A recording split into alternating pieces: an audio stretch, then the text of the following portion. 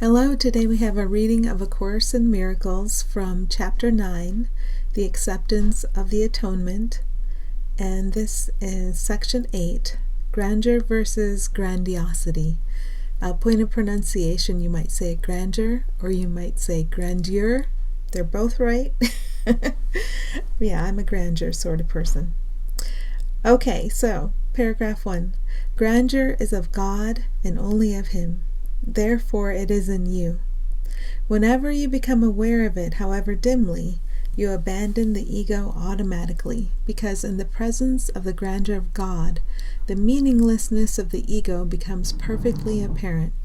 When this occurs, even though it does not understand it, the ego believes that its enemy has struck, and attempts to offer gifts to induce you to return to its protection. Self-inflation is the only offering it can make. The grandiosity of the ego is its alternative to the grandeur of God. Which will you choose? I've been experiencing this in the form of critical thoughts about specific people, and those stepping forward very prominently in my mind in a disturbing way. And I can see this as, okay, the ego's going to fight, and it's going to fight by offering me critical thoughts about a specific person. And here I am, and with you, right? And we both have the grandeur of God, and I can just focus on this instead. And so with practice, it becomes easier and easier to recognize the trick, the offering, the shoddy offering we wouldn't want. But it is such an old habit, and we have, it's like the ego has trained us, or we've trained to think of that, the ability to separate ourselves and define ourselves separately in comparison as our safety or our sense of order. So it's the undoing of a whole lot right there.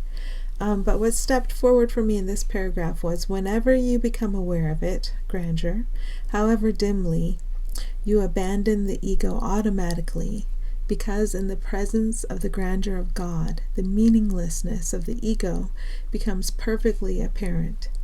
And just noticing, whenever I don't feel good, I feel very critical or irritated or annoyed, I'm oriented toward meaningless, toward trying to make meaning out of the meaningless, out of a surface of fear that I'm projecting. And the ego supplies me with thoughts about the deficiencies of that surface of fear I'm projecting, and it's just not meaningful at all. But what is meaningful? The grandeur of God that is within everyone, that is the truth about everyone and everything. So practice, with practice, then we learn to reorient consistently toward this and to invite it to step forward. Okay, paragraph 2. Grandiosity is always a cover for despair. It is without hope because it is not real.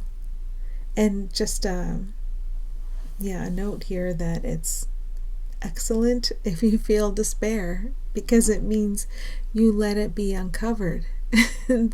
Along this road, I've gone through periods of feeling all sorts of things. I'm sure you have too, but it's not a failure to feel despair, especially if you haven't let yourself feel before.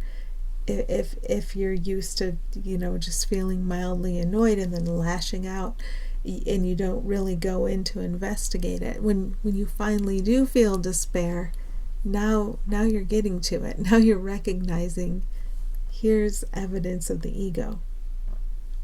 Okay, let's see, where am I? Oh yeah, it is always a cover for despair. It is without hope because it is not real. So there's no hope in trying to inflate my separate sense of self comparatively to yours, or deflate your separate sense of self, or try to especially inflate it to be in alliance with you, inflating or deflating these separate selves, analyzing them. There's no hope. It's never going to get us anywhere, and it's meaningless. Okay, so it is without hope because it is not real. It is an attempt to counteract your littleness based on the belief that the littleness is real. Yeah, I wouldn't fight against the littleness if I didn't think it were real. Without this belief, grandiosity is meaningless, and you could not possibly want it. The essence of grandiosity is competitiveness, because it always involves attack. And to see how comprehensive this is, anywhere there's the tiniest whisper of a not good feeling, here's where I am turning toward grandiosity as my solution. And it is perfectly fine to allow that to be uncovered, because when the blocks are removed, that's when what's truly here gets a chance to step forward, when we get a chance to remember what's real, and when we get a chance to allow what's real to make itself obvious. It is a delusional attempt to outdo, but not to undo. We said before that the ego vacillates between suspiciousness and viciousness. It remains suspicious as long as you despair of yourself. It shifts to viciousness when you decide not to tolerate self-abasement and seek relief. Then it offers you the illusion of attack as a solution.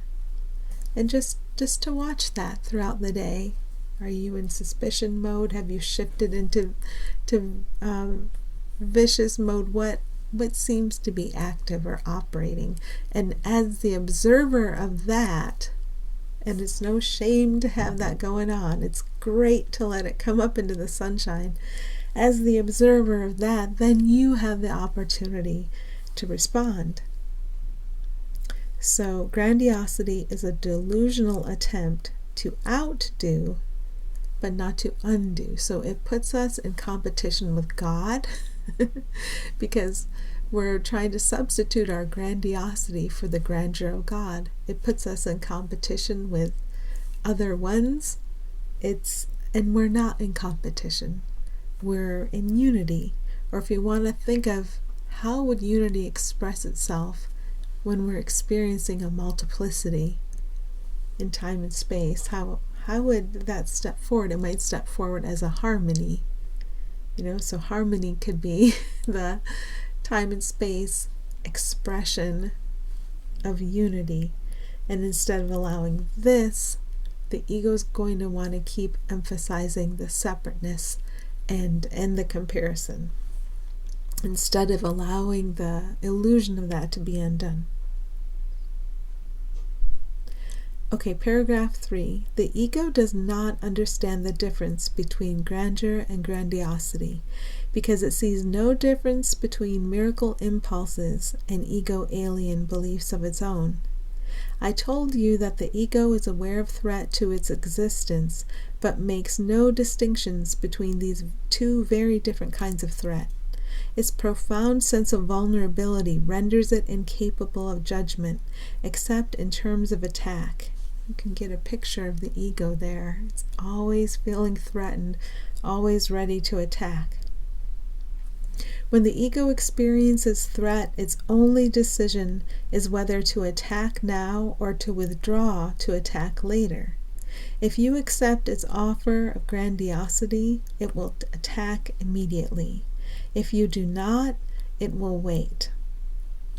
So going back to I told you, the I being Jesus, that the ego is aware of threat to its existence, but makes no distinctions between these two very different kinds of threat. So the one is a miracle impulse, and a miracle is our solution to anything at all. It's the resolution, the possible resolution in our experience of anything at all.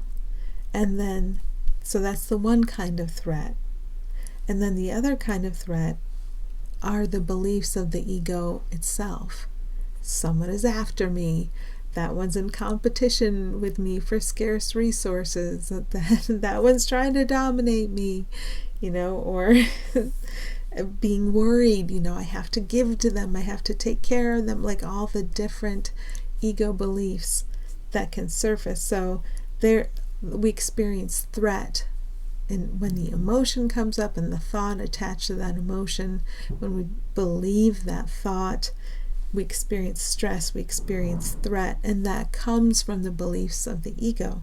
But the ego doesn't know the difference between the miracle impulse and its own beliefs. So the miracle impulse is always here. It can be covered up by physical impulses, but the miracle impulse is always here. So my interest is in allowing that to be uncovered, allowing that to become obvious. So anything I think, say, do is coming from that miracle impulse. And again, ego doesn't know the difference, but look at the difference between ourselves and the ego. We do. We made this little wind-up toy, right? And it reacts like it reacts. But we, stepping back from the ego, do know the difference between an ego belief and the miracle impulse that's waiting here to be expressed. And our practice is about turning toward it and allowing it. Okay, paragraph 4. The ego is immobilized in the presence of God's grandeur because his grandeur establishes your freedom. Even the faintest hint of your reality literally drives the ego from your mind because you will give up all investment in it. Grandeur is totally without illusions, and because it is real, it is compellingly convincing. Yet the conviction of reality will not remain with you unless you do not allow the ego to attack it. The ego will make every effort to recover and mobilize its energies against your release. It will tell you that you are insane. Yes, this is the ego has told me this, and argue that grandeur cannot be a real part of you because of the littleness in which it believes. Yet your grandeur is not delusional because you did not make it. You made grandiosity and are afraid of it because it is a form of attack. Isn't that interesting? I made grandiosity and I fear it because it's a form of attack. But your grandeur is of God, who created it out of his love. So going back to even the faintest, is that what I want to? Is that where I was? Lost my place. Yeah, I think that's it. Yeah, that's it. Sorry. Even the faintest hint of your reality literally drives the ego from your mind because you will give up all investment in it. And as we practice, I think we're aware of this happening. We can see what a terribly bad idea it is to invest in the ego. And more we take advantage of the opportunity to reorient toward what is real in everyone, everywhere, in everything, without exception. Okay, paragraph 5. From your grandeur you can only bless, because your grandeur is your abundance. By blessing, you hold it in your mind, protecting it from illusions, and keeping yourself in the mind of God. Remember always that you cannot be anywhere except in the mind of God. When you forget this, you will despair, and you will attack. So, any whisper of a not good feeling is the equivalent of a despair and attack, even if I haven't vocalized it or done any action in accordance with it. I'm in that space in my mind. But from my grandeur, which I can reorient to, I can only bless. And that becomes more and more of a healing balm to understand we have access to that space in our mind where we truly bless and recognize and are relieved to see the truth of the one we call other, no matter who it is, what's real about them, their grandeur, their value that they share with you. And in a quiet, sane moment, it becomes easier and easier to see this and to rest in it. And that's our abundance. From here, we can bless. We can share blessings. Okay, paragraph 6. The ego depends solely on your willingness to tolerate it. I don't know why. That strikes me as so funny right now. It just does. If you are willing to look upon your grandeur, you cannot despair, and therefore you cannot want the ego. Your grandeur is God's answer to the ego, because it is true. Littleness and grandeur cannot coexist, nor is it possible for them to alternate. They don't alternate. Let's look at that. Littleness and grandiosity can and must alternate, since both are untrue and are therefore on the same level. Being the level of shift, it is experienced as shifting, and extremes are its essential characteristic. So going back to, if you are willing to look upon your grandeur, you cannot despair, and therefore you cannot want the ego. So as we practice, that spark of willingness is present in everyone all the time, and nothing can change that. So our willingness is always here, no matter what. And as we question and question and question the ego beliefs and understand that they aren't true, then we do recognize and remember the presence of this grandeur everywhere. We might still be experiencing the alternation between littleness and grandiosity, and as we experience it, we can also see how useless and meaningless and valueless it is. And from there, we can reorient to the grandeur that we share, the grandeur of God. And today I'm reorienting toward, I can't attack but my own sinlessness. And it is only that which keeps me safe in my grandeur, which I share with you. So when I have a critical thought about anyone, I've really been watching this carefully and taking the time to stop. And sometimes it really comes back again and again, and I have to stop a lot. But when I have those thoughts, just the reminder that the truth of both of us is the same, and anything the ego is saying cannot be true, cannot have meaning, cannot have value. If I'm not willing to give you your grandeur, the truth of you, the simple truth of you, the beautiful natural truth of you, then I'm not going to be aware of it here and have that beautiful resting place here. So more and more I see the advantage of stopping and reorienting. Okay, paragraph 7. Truth and littleness are denials of each other, because grandeur is truth. Truth does not vacillate, it is always true. When grandeur slips away from you, you have replaced it with something you have made. Perhaps it is the belief in littleness, perhaps it is the belief in grandiosity. Yet it must be insane, because it is not true. Your grandeur will never deceive you, but your illusions always will. Illusions are deceptions. You cannot triumph, but you are exalted. And in your exalted state, you seek others like you and rejoice with them. There's that willingness to see in everyone the grandeur of God that is yours, and to just know everyone shares the same thing, and you're willing to allow evidence of that experience matching that to step forward.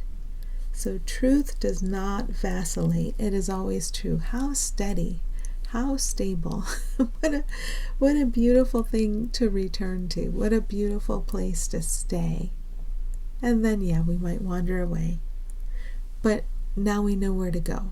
This place, we learn how to stay there longer. This place of truth and grandeur that is shared with everyone and everything without exception.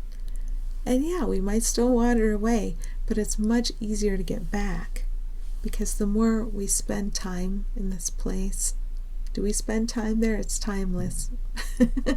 Anyhow, you know what I mean. The more we stop to acknowledge it and rest there, the more obvious it becomes as a real place and where we really are, and the easier it becomes to recognize it. Okay, paragraph 8. It is easy to distinguish grandeur from grandiosity because love is returned and pride is not.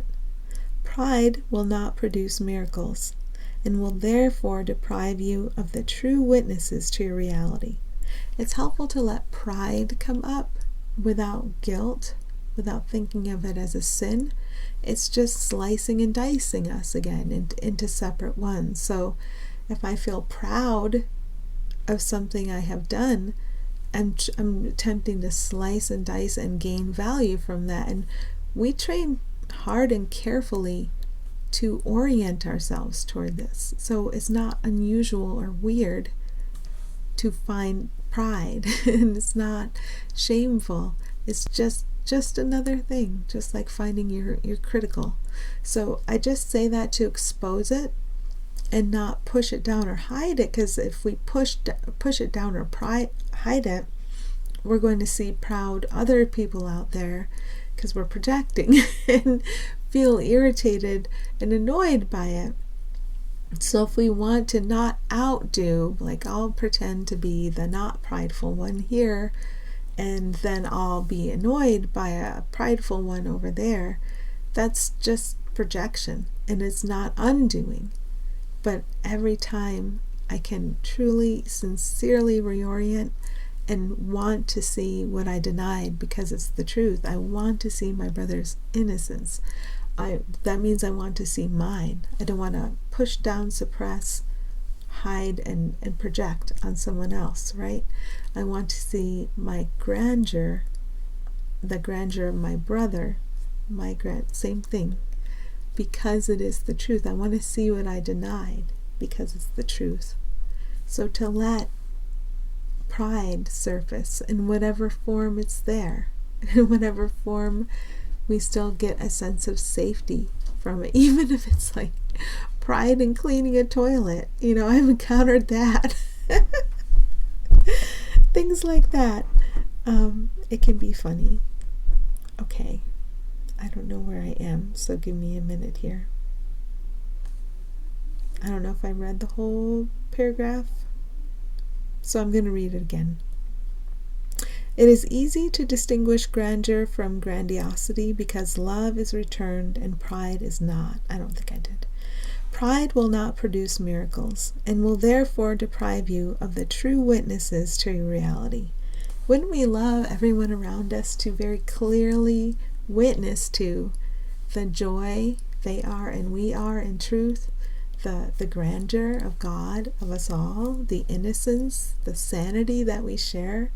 Wouldn't it be beautiful if all we ever experienced or ran into were witnesses to what is real in us all? So that's what we're moving toward, because we want to see what we denied, because it is the truth, and we want to see it in everyone, and we want to see it everywhere. And that's not greedy. To want to see what is very simple and real is just being willing to see the truth. Okay, truth is not obscure nor hidden, but its obviousness to you lies in the joy you bring to its witnesses, who show it to you. They attest to your grandeur, but they cannot attest to pride, because pride is not shared. God wants you to behold what He created, because it is His joy. And He created you.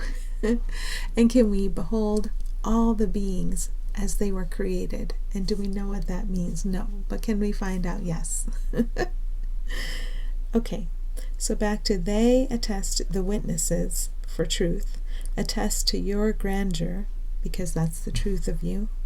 But they cannot attest to pride, because pride is not shared. Pride is an illusion I made. I made an ego for me, which involves pride. I made an ego for you, which involves pride. Okay, paragraph 9. Can your grandeur be arrogant when God himself witnesses to it?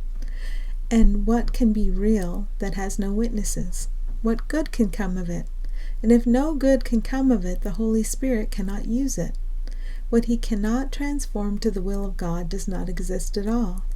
Grandiosity is delusional because it is used to replace your grandeur. Yet what God has created cannot be replaced.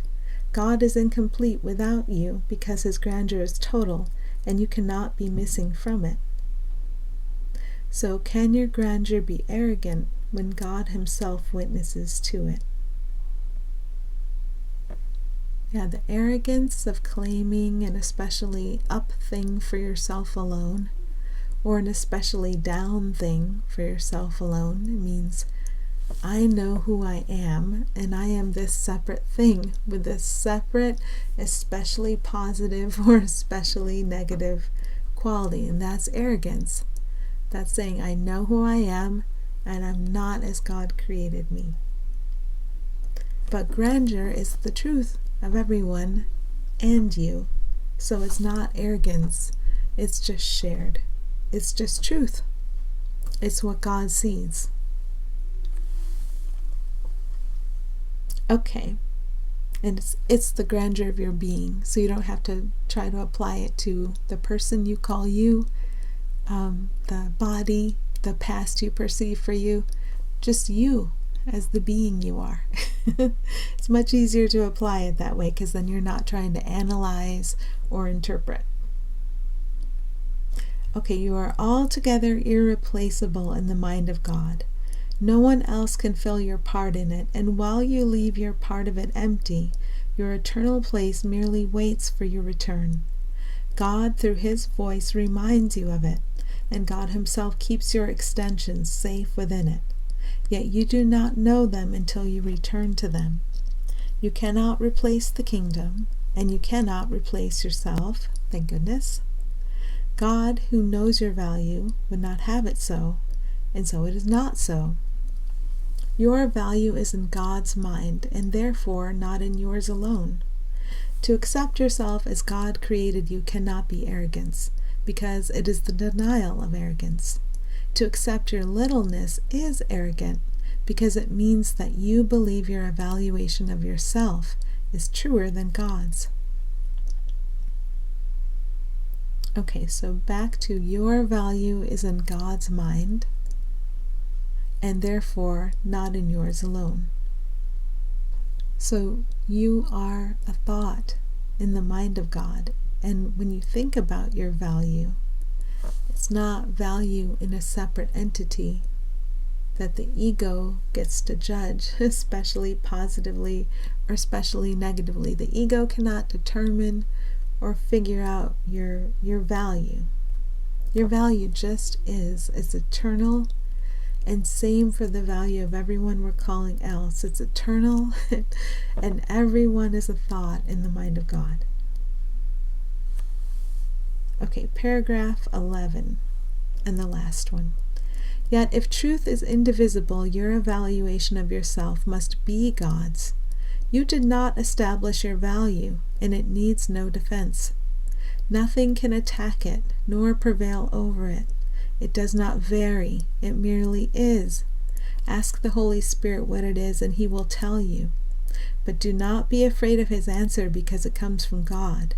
It is an exalted answer because of its source, but the source is true, and so is its answer. Listen and do not question what you hear, for God does not deceive. He would have you replace the ego's belief in littleness with his own exalted answer to what you are, so that you can cease to question it and know it for what it is. Back to you did not establish your value, and it needs no defense. So your value is nothing you need to maintain. There's nothing you have to do to become valuable, to have value, because you are. Your value is eternal. It's what you are. Everyone has value, and you don't have to think of it as the value of a person, the value of a personality. The the value that you attach to a past because you've analyzed it.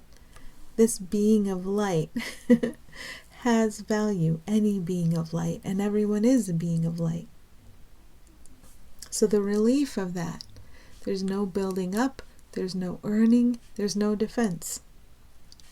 And I've seen more and more, I don't have to explain or try to make anyone understand anything in defense of a separate self.